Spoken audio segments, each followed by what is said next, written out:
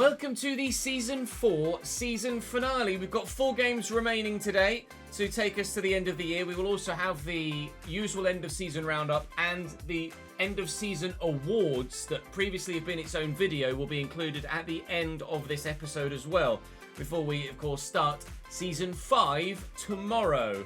So there's a lot to get through today. It's probably going to be a bit of a bumper length episode if we end up playing all 4 games. We have ambitions of finishing in the top half. Yesterday was a frustrating episode, but the chance of ending the season in the top half of the table still remains. We have to make sure that we get points and maximum points in almost every game we have left this season, but it is doable. Preston at home to begin with, then Swansea away, then the 2 biggies, but we shall wait and see how things go in the meantime whilst we're on our way towards those 2 biggies, and hopefully 6 points to start us off will put us in a great position to try and bring home the most amount of prize money we can for a top finish in the championship, and hopefully a top half finish to help boost, as per the rules of the save, our wage budget for next season. Of course, we have wage budget allocation alterations. Relegated, we lose a percentage of our wage budget. Bottom half stays at 0. Top half, we get a boost of about 10%, I think it is. Then playoff spots is 15%, and automatic promotion spots is a 25% wage budget boost. Obviously, by getting promoted to the Premier League, that's the last time we can get that top 25% promotion boost. Top 25% wage budget boost would obviously change these for maybe European spot or like Champions League spot or European sport or league title or something when we get to the Premier League. We're not there yet. We're still in the Championship. So we want to make sure that we can put ourselves in a great position next season to hopefully challenge for a top half, maybe even playoff spot with the growth of the squad that has been fantastic so far, and the financial position we find ourselves in with a £31.5 million balance at the minute, meaning that our transfer budget for next season currently stands at £15.7 million, which would be absolutely lovely.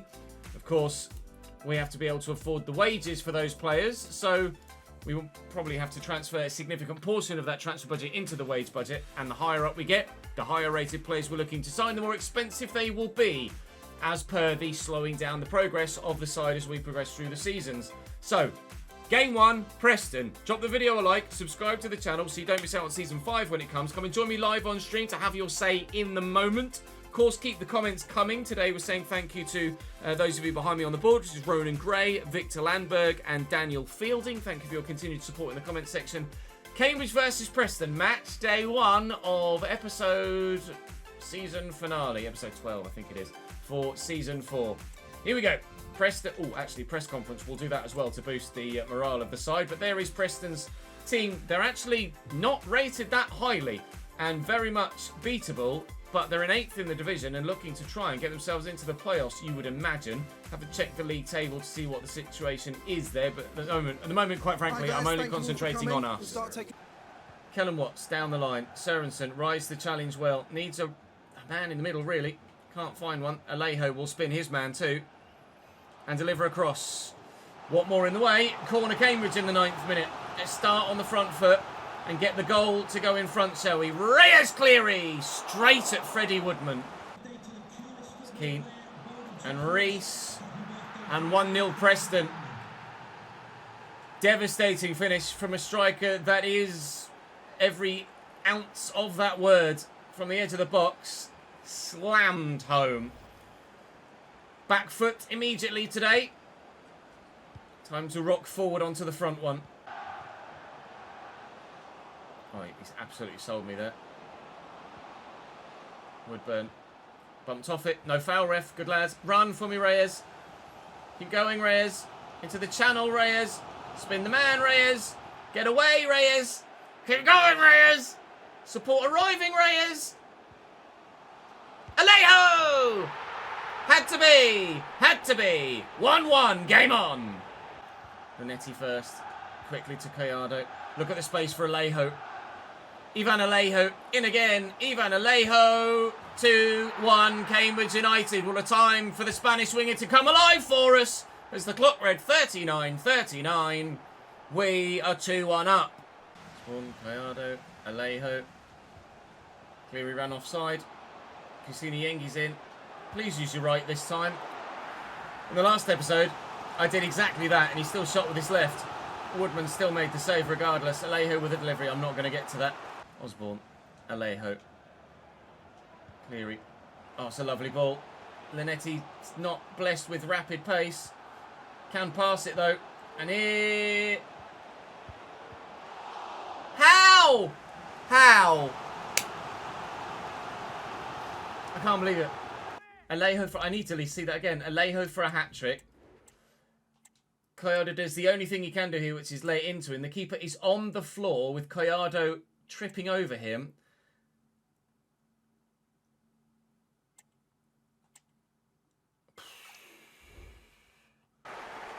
Junior Firpo. Quickly to Linetti. Cini. And Alejo's now central. Cleary on. Jensen Weir's literally just come off the bench. Lovely! That'll do! We do have our third goal. Get in. Thank you, Jensen. Good ball out wide. And Brown. Oh, it's a decent delivery. And it's an excellent header.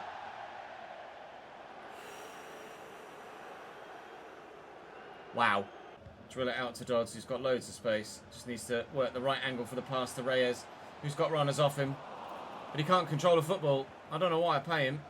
Gave him a 300% pay rise this season, Reyes Cleary, because he started bagging goals. There's clearly more work to be done on his overall play. Here is Reese. Lovely ball back inside to Ben Woodburn. 3-2. Just as well we grabbed that third, isn't it? Preston fight back. Final whistle sounds. It was nervy at the end of the day, but 3 points at the end of the day is the most important thing.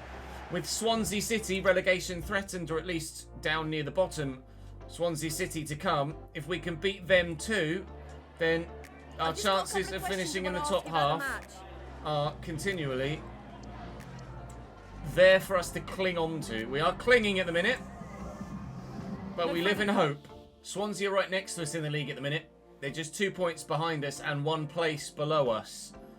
They've won 3 of their last 5, but the last game's performance, provided we can cut out the individual errors, looking at you, Mr. Cleary, then you'd like to think that there are points on the board here for us again. Jensen Weir scored off the bench, so we'll give him a start this time. That was the exact change that I made in the last game that brought about the ultimately game-winning goal, as it turned out to be. Continual growth throughout the squad is looking good. There are gaps, certainly, where we will look to upgrade to 74. But for now, we're not concentrating on next season. There is still a lot to be done this. That's around the corner. Ayari's in. Options for him. There's one on the edge of the box. Oh, on his own, Ronald. How has a man with 5 defenders around him got that much space in the box? 1-0 down early doors again. He's just... That's unfathomable. All right. Fine. We'll come from behind again then, shall we? Junior Firpo played in. Options in the middle. Ooh, it's a little bit overhit, but it's going to fall kindly here for Jensen Weir. Doesn't really have that many options here. Back to Lasse Schörner, I was going to say. Lasse Sørensen. Dangerous ball in. Yengi on his left. Oh! A rocket ship from Cassini Yengi's left boot.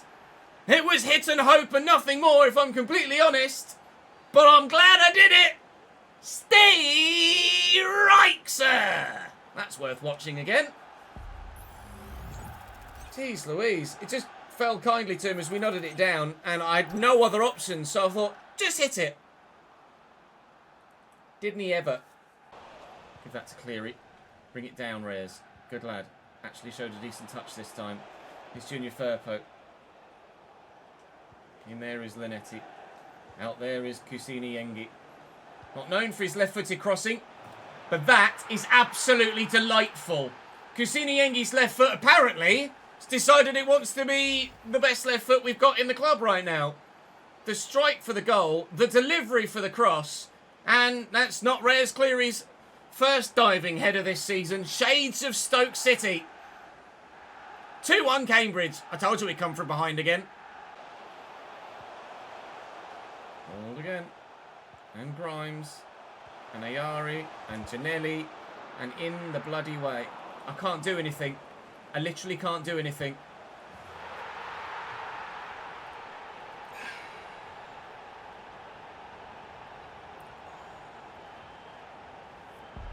That's why people call scripting. I literally could not do anything. Couldn't move, couldn't pass, couldn't clear, nothing. Sick, 2-2. Ball by Walsh to Cooper. Thank you, Keller. 2-2 still. It's a goal-filled, drama, action-packed season finale so far, isn't it? Would you expect anything else? Get out.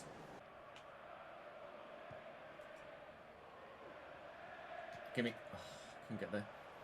I know you want to go down the line, so go down the line.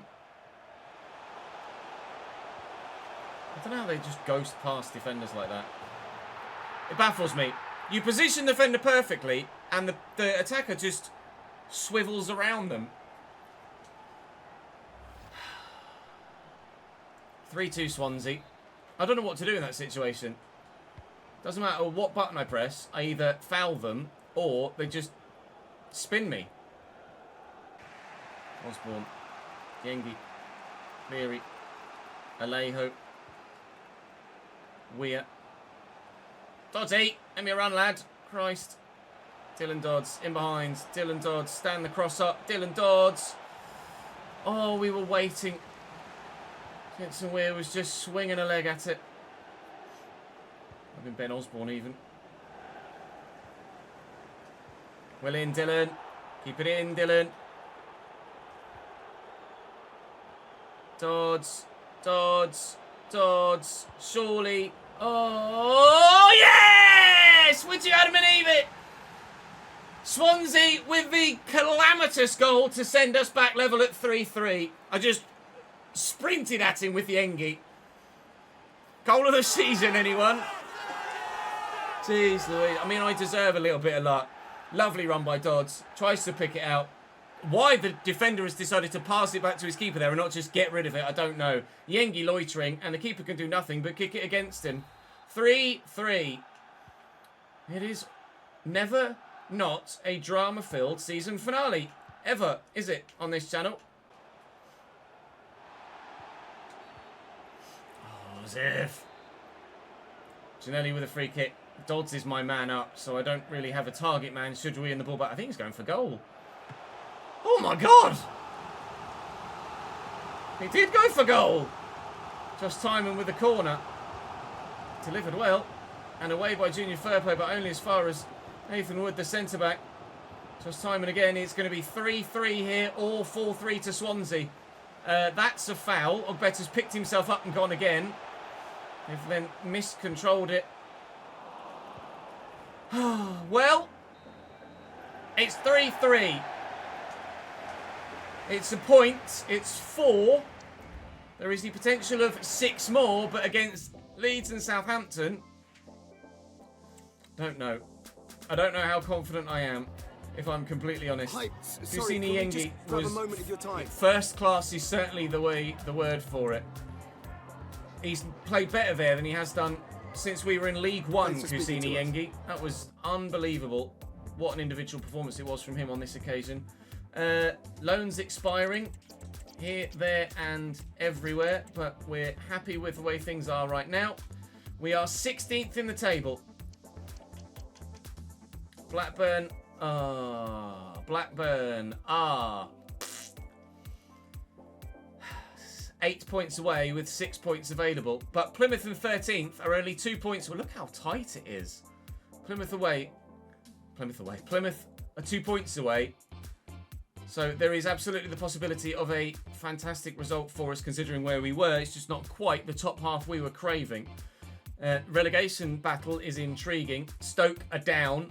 Derby are all but. Peterborough can save themselves. It will be Peterborough or Ipswich that get relegated. Blackpool, you presume, will save themselves with an extra game in hand, but stranger things have happened. What's the scenario at the top of the table? Because deciding on what's going to happen there might or the scenario and what's going to happen there might dictate what we're going to do with the final game we play.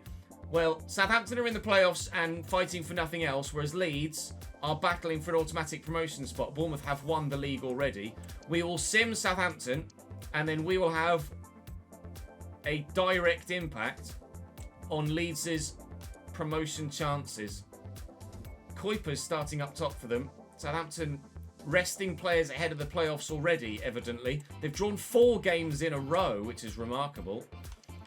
So, we'll sim this. Actually, we'll get a bloody win against Southampton, but they did field a lesser side, didn't they, to rest players for the playoffs. They can't get to the automatics. They can't fall out of the playoffs. Alejo with another brace. And we'll head then into the final game of the season against Leeds United. And the table will look as follows. Peterborough can still save themselves, and Ipswich have lost on match day 45. So Peterborough, if they win both their games, can survive. I hope they don't. We are up to 15th and a point off 13th with a game to play. And Leeds haven't played... Sorry, no, Leeds have played match day 45, yet they were victorious. So Watford will need to make sure that they win on match day 45 to challenge them. But I'm not going to show you what that result is. We're going to go straight to the game against Leeds United here. And we could deny Leeds the chance to get to the Premier League. Oh dear. My current club against my former club. This is tasty. The Leeds side trying to get back to the Premier League. 4 wins in their last 5. Crazy strong squad. They're missing Gruev through suspension, though, which will be a miss for them in the midfield. Nikolov, you presume, is the man that's in ahead of, or in place of Gruev. Milan Van Ewijk at Leeds United on the bench. That's a signing we made in the save with Leeds ourselves, isn't it? Aymeric Laporte still at the back alongside Verba. Cody Drama. Diego Esler at left back. Brendan Aronson is still there. Kamara with the captain's armband still. Conan still in goal. Look at the strength on the bench as well. Unbelievable Leeds United side in this save. We're going to have to play it to our absolute best to stand a chance of winning this one. But former Leeds man Firpo starts for us. You'll notice that Fontan and Linetti have grown to 75, which makes us even more excited about the potential of a summer transfer window, because we could significantly upgrade the squad now with that growth. I'm really looking forward to Season 5 of potentially what could be. But we're going to have to make sure we make the right signings, and hopefully we will do. There have not been many duds so far in this save. Also, we have to make sure we keep hold of some of our better players, because a couple are going to be in the shop window, aren't they? Whether we want them to be there or not. Ben Osborne looking for Kayada, but Glenn Kamara intercepts well. It's Brendan Aronson. And Volosin, it's a player I know nothing about. Diego Esler has absolutely ruined Lasse Sørenson's entire life with that nutmeg. But we're away. And Alejo is going to have the legs on Glenn Kamara. Can we find Reyes Cleary with a cross into the middle, though? That is the question. Yes, but no goal. Puado. Oh, it's a lovely ball. Aronson. Keeper got fingertips to it. It was not enough. Brendan Aronson gives Leeds United the lead. A goal that could see them return to the Premier League. Just enough shot power on it to beat the keeper. Tried to tip it around the post and just couldn't get enough on it. Side netting, it nestles. And Leeds lead. That's a better first touch. Osborne. I mean, if I can find this ball, Cleary is in. And he is in. Reyes Cleary. Oh, what a save by Conan. 82 rated and showing every single ounce of it. Husseini Yengi quickly looking for Cleary again. Oh, that would have been superb, but Cody Drama was equal to it. Could have been 1-1, but it's their quality that gave them the goal and their quality that keeps us out. Osborne, Kayado, spread it. Firpo, Yengi. Looking for Kayado and Osborne and Sørensen. I'm just taking my time here because I don't want to unnecessarily lose it.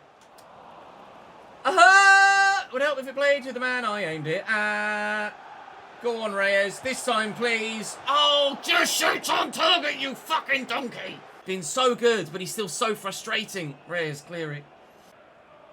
Alejo. Oh, tackled on it by a defender that was getting back from their previous corner. Puado, well in, Junior Firpo.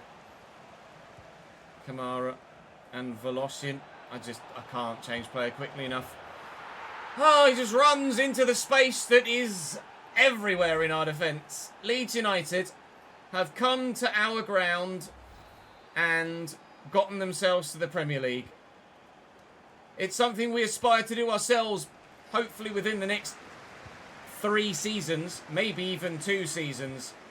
But at the moment, we do not have even remotely close to the sort of quality that they have available to them. They've got multiple players in the early 80s, and some that are even, well, 86 in Gini Ruter's case. You just can't compete with that. Not yet. We can hope that we can, in a Luton-esque fashion, put together a squad that is perhaps not the highest rated, but with good, consistent performances and a fantastic team spirit, get yourself out of the division. Cody Drama. How has he even been able to judge the flight of the ball there, let alone bring it down and pass it in the same action? Automatic promotion to the Premier League is light years away, but there's absolutely no reason why we couldn't put up a playoff challenge within the next 2 years. Challenged by Jose Fontan. Jorginho Ruter is in and Firpo will get rid. Win that. Great flick on. Ivan Alejo. You know what needs to happen? Oh my God! What is with these strikers in the first time shooting? They just cannot do it! Oh man. Cleary and Yengi have been the best strikers we've ever had at this club in this save. But if we're genuinely to get to the next level within the next 2 years, I don't know if they are the ones. I really genuinely don't know. I need moments like that to end up in the back of the net. And 9 times out of 10 at the minute, they don't. Rather than the other way around. 2-0 Leeds United! We lose on the final day. The chance to finish significantly higher in the league. Well, we nearly finished significantly higher in the league. It was so close in those upper, lower table positions, if you know what I mean. But we have been superb in the latter half of this season. There have been moments where we've wobbled. That's it. Well and truly. But overall, I'm very, very happy with the way that we recovered this season. We finished 15th in the end. 15th. Which is very respectable considering the situation we found ourselves in much earlier in the season. I'll show you the calendar. August was all but defeats. I remember at one point we were 2 wins and 10 losses. It was 2 wins, 2 draws, and 12 losses, I think. It wasn't until November that our season actually started. So from where we were to where we ended is an unbelievable recovery. If we were 2 wins, 10 losses, we've then gone 12 wins for the next 10 losses and thrown in 12 draws as well. That form, with continued improvements to the squad in the summer, will surely help us challenge for at least top half next season. At least. I'm going to go and sort all of the background stuff out, and then it will be a full, proper season roundup and the award ceremony at the end of the season finale.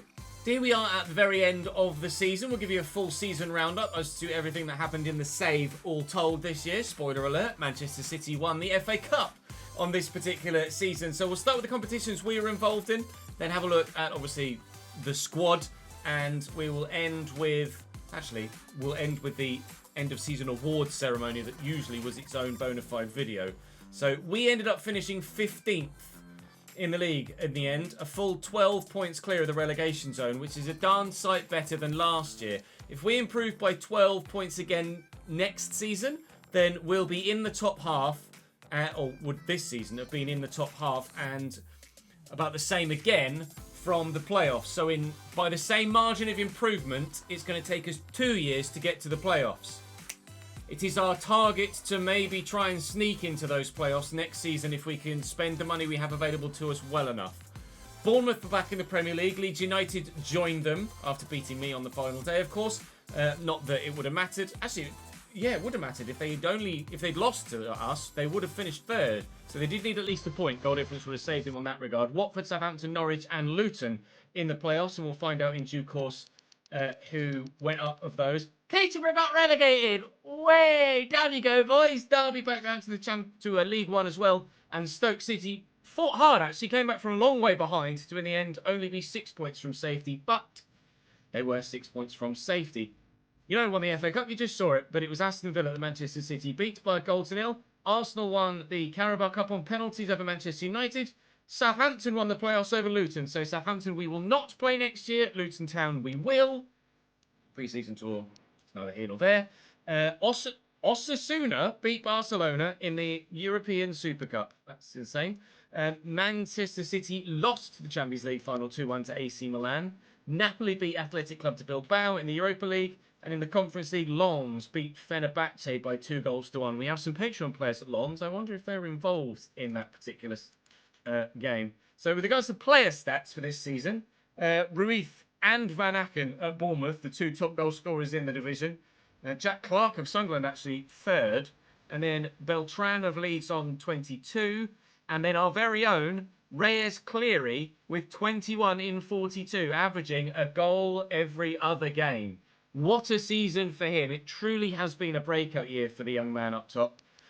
He just did not cut it to begin with, and then didn't cut it after another year's worth of experience out on loan. But boy, did that second year's worth of loan spell do him the world of good. He came back and dominated. Creatively, Ruter of Leeds, 86 rated. Gini Ruter of Leeds with 13 assists. Our highest creative player was Dylan Dodds on 8 in the Championship with enough assists to pop him into 19th overall. And then Ben Osborne got 6, who played every single game. 46 games played, whether that be from the start or off the bench. Keller-Rose played 36 games, so Jack Stevens only played 10. Rose kept 6 clean sheets in those 36. So we didn't keep many clean sheets this year, but that's absolutely an area we're going to look to significantly improve in the upcoming season. So with regards to the other leagues, who will be coming down from the Premier League to join us in the Championship next year, who will be coming up from League One, etc. City did win the league by 14 points from Chelsea. Arsenal, Liverpool, Newcastle and Manchester United all ended on 71 points. It was goal difference alone that separated the 4 of them. Arsenal and Liverpool in the Champions League next year. Newcastle and Manchester United having to settle for lesser European competitions. Spurs 7th, Villa 8th. Down the bottom, Sheffield United, Leicester City. Oh dear, West Brom. 12 points for West Brom, beating Derby's record by just 1. Derby's record was 11 points, wasn't it, in the Premier League? Or was it 12? I think it was 11. Regardless, bloody terrible year for West Bromwich Albion. 32 of 38 games lost. Christ! Sheffield United and Leicester will join us next season. Also joining us will be Birmingham City, back to Championship level, and Barnsley, and one off Sheffield Wednesday, Rotherham, Portsmouth or Bolton. Getting relegated from League 1 back to League 2 is Notts County, Forest Green, Salford City and Stevenage.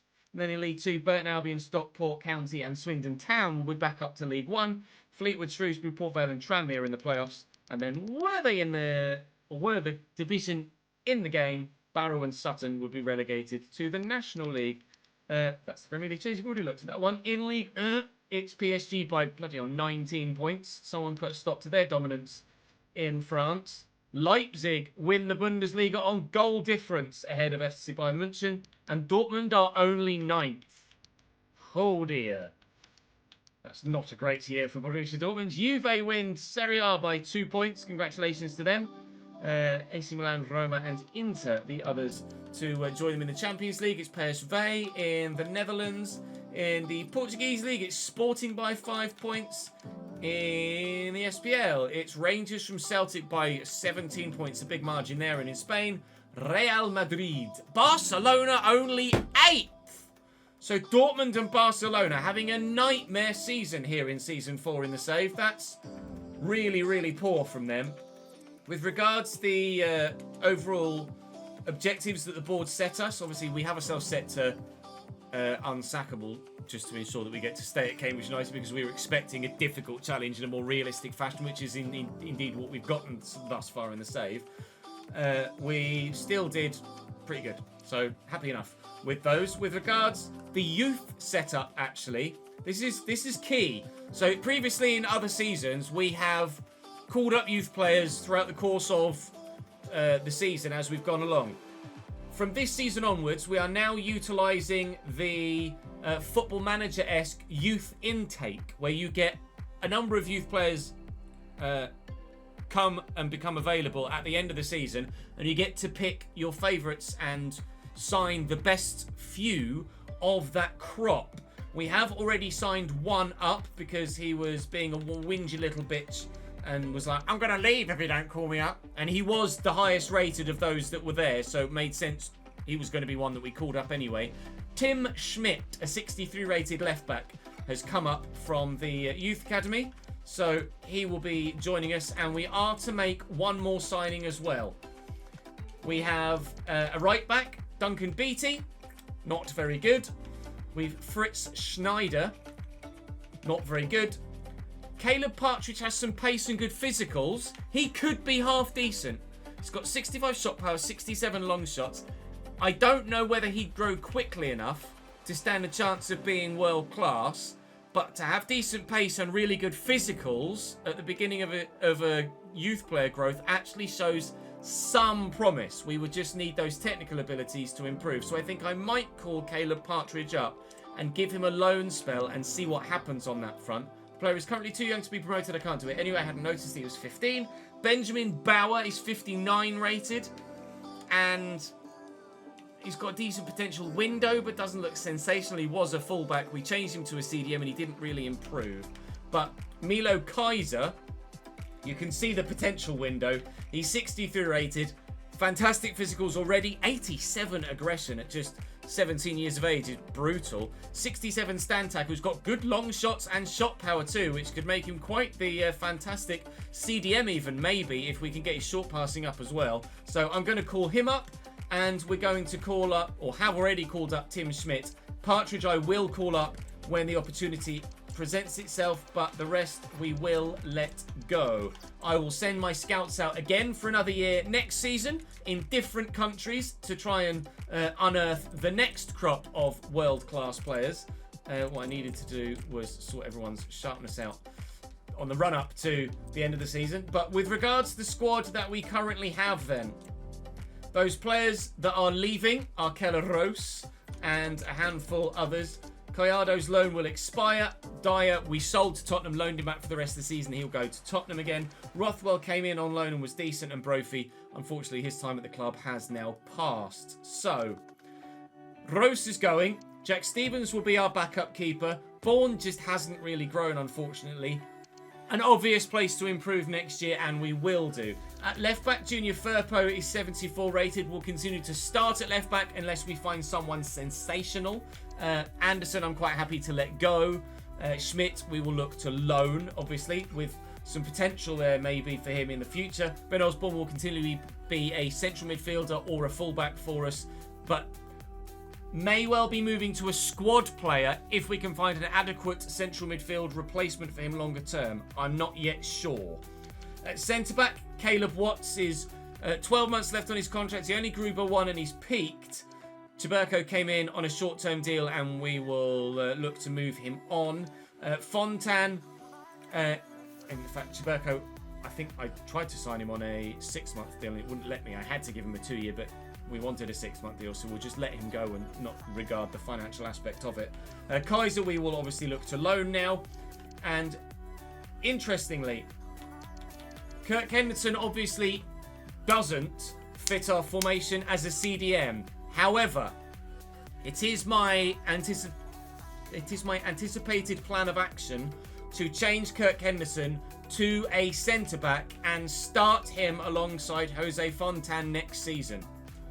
He will come back from Southampton.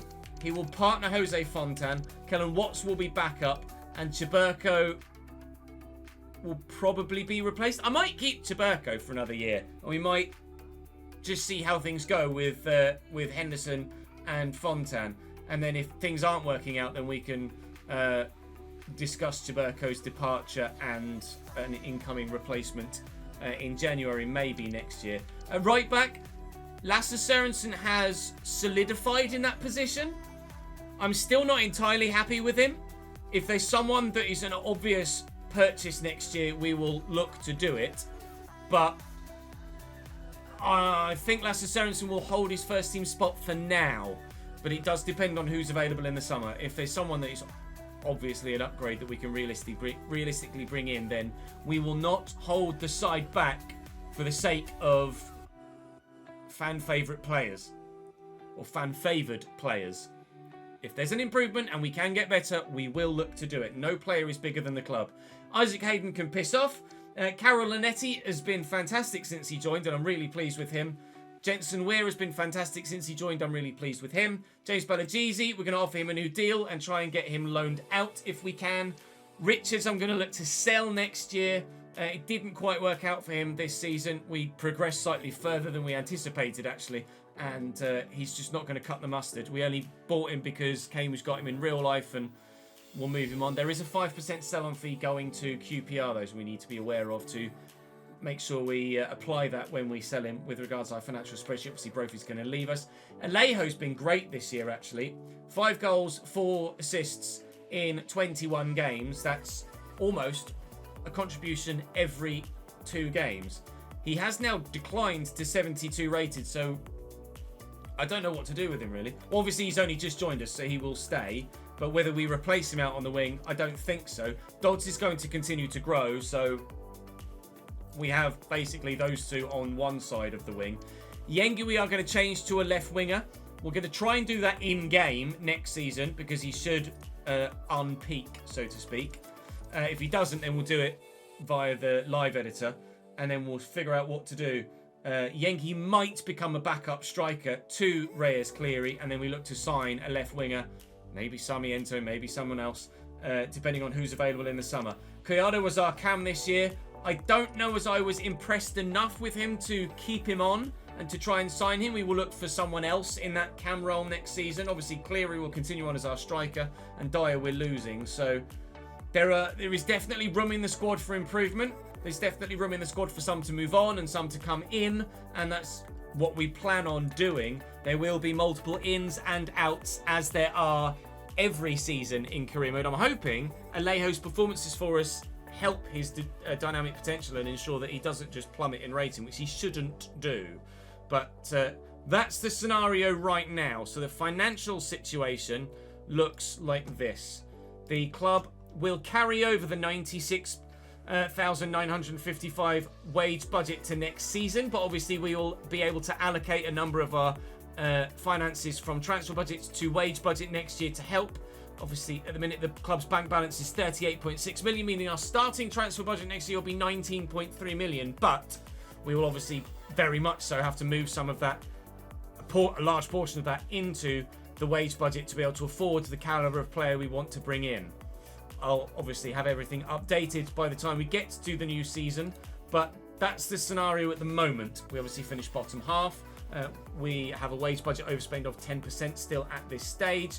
And until we get to the Premier League, that will remain intact. So that's how things line up financially. That's how things look in the squad. With regards to Patreon players, I'll give you a quick run through here on the Transfer Hub. We will update the Patreon spreadsheet, of course, at the beginning of the new season. So if you want to see your stats in more detail, do come and join me on stream and I can show you. Liam Bennett is only 72 rated, hasn't grown despite all of the exposure to first team football at Norwich. Means he's probably not going to come back in this save. Unfortunately, we have eclipsed Liam Bennett's current rating and potential window. So do join me on stream. We have added someone else to the Patreon as well. 2 players, in fact. Brandon has joined and John has joined as well. They've both joined on the VIP tier, so they are into the save. and have been added to the list and to the spreadsheet. John there is a 72 rated striker at the moment, and we have everybody on there that should be on there at present. So that's the Patreon spreadsheet. We'll update that fully when we get to the end of the next season's transfer winners. Now then, normally we end it about there, but what we're doing now is the end of season awards.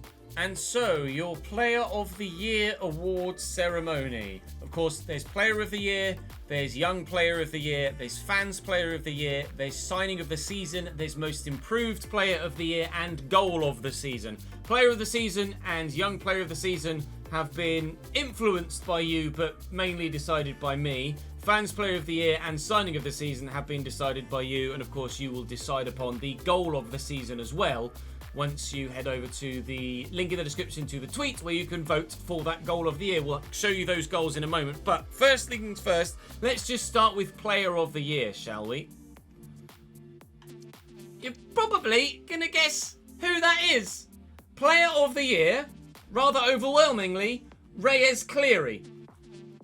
74 rated, grew by 2, 21 goals in 42 in the Championship, as you saw slightly earlier on. 46 games played total and 25 goals and 4 assists overall. An average rating of 7.01 over the course of those 46 games. Deserved Player of the Year, I think you'll find. Also, winning Fans Player of the Year is Reyes Cleary. Also, winning Most Improved Player of the Year is Reyes Cleary. He has clearied up at the Player of the Year awards. And rather than drop back and forth, I'm just going to go up to your Young Player of the Year is Dylan Dodds. 39 games played in the Championship, 3 goals, 8 assists. The standout youngster at the team this season. And your fans... No, not your Fans Player of the Year. Your Signing of the Season is at the other end of the scale. Your Signing of the Season is Jose Fontan. Came in from, actually on a free, I think, from somewhere in Italy, I want to say. I can't recall it. No, was it Alcacon? It might have been Alcacon. I really can't remember.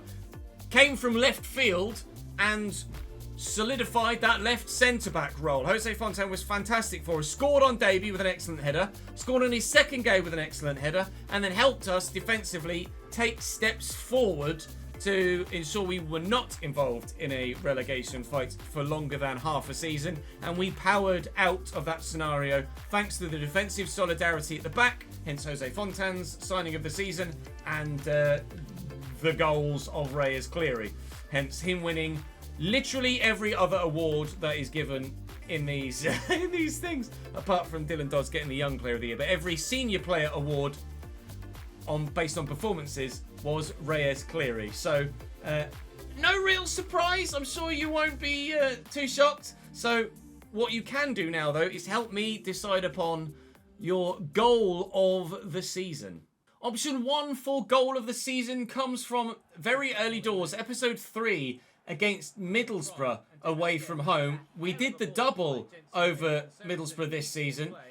We hadn't had the man that scored the goal in the side very long at this stage. Alex Collado is going to receive the ball on the edge of the box and ping it under pressure. Felled, but finds the back of the net in just the 9th minute of the Riverside. Sensational indeed. Your first option for Goal of the Season was Alex Collado from the edge of the box. Overall this season, not good enough to earn a stay at the club, I don't feel, but good enough to earn the nomination for your first option for Goal of the Season. 2 for your perusal is away from home against Bournemouth, a game that we weren't successful in the end, unfortunately, but the goal that came was particularly impressive when it did arrive. Right into the stanchion from Reyes Cleary. I'm sure you remember it because it wasn't that long ago. Initially, it looked like it was going to go wide, but that was kin amazing from Reyes Cleary. He has cleaned up the awards elsewhere. Is that your Goal of the Season to help him win another one this year? Season 4, is it 4 awards for Reyes Cleary, or maybe option 2 will not be the one you pick? It's going to be 1, 3 or 4. Let's go and find out which one 3 was, which actually came in the same episode. Now, option 3 was one that kind of made me explode a little bit when it happened. It was something that we've not seen for a long time, actually, with a big looping header into the back of the net. Dodds gets the ball into the middle here, and the technique on Linetti's header there, I'm going to rewind it. Watch Linetti's technique, because in the replays you don't actually quite see it as well as you can. We'll watch it in slow motion as it goes. Carol Linetti nails this header. It is absolute perfection from the pole. Dodds gets down the line, not really anywhere to go there, turns back, and then as the ball's going to come back in here, we will watch it at half speed. Watch Linetti's technique here. Lunges and flicks. It's unbelievable, that header from Carol Linetti. Back to normal. 2 goals in the same episode for your perusal this time around. We've had 2 goals in the same episode every season. In fact, season 1, we had 3 of the 4 from the same episode. And last year, we had 3 from of the 4 in one episode. But that header from Carol Linetti is right out of the top drawer, right into the top corner. It's pretty gorgeous, to be fair. And then your 4th option came just 1 episode later. Your 4th and final goal of the season option is Dylan Dodds. He was involved in the goal of the season vote last year, but was not successful. Does he get your vote this time around? The ball built up down the right-hand side here. Sorensen going on a decent run and just lifting it over the top. Dodds then brings it down and turns one, drives towards the box, turns a second, gets into the box, and then buries it really nicely into the bottom corner. A solo effort from the young man that's already won 1 award with Young Player of the Season. He may well win a second there if you decide to vote for that as your goal of the season for this 4th season. But that is the last action of the episode. That is the last action of the season. I will be back with you tomorrow for the beginning of Season 5, where the transfer window opens, and thanks to the growth of some, we have ourselves a ceiling of 75 rated, unless someone grows to 76 between now and the first day of Season 5, as a ceiling for as high as we can sign. And quite clearly, with only 3 players at that level, there's going to be quite a considerable amount of improving we can do. And you know, we've got money to spend as well, so it's going to be a big transfer window for us. Do come back and join me tomorrow for episode 1 of Season 5. Do come and join me on stream tomorrow. I'm offline today, as you see. Actually, no, this is going to be... Yeah, no, this is Monday's video. So, I'm offline today, as you see this. No, I'm not. I'm offline tomorrow. I'm all over the place. I'm online today, as you see this. I'm offline tomorrow. Episode 1 of Season 5 is tomorrow. We'll then be recording more on Wednesday, so join me then on stream if you're not going to come across later on this afternoon. Well done, Ches. Days on and days off change each week, and evidently my tiny little brain gets confused sometimes. That's all for today. Thank you very much for watching. I will see you in Season 5, where we are aiming to finish better than 15th.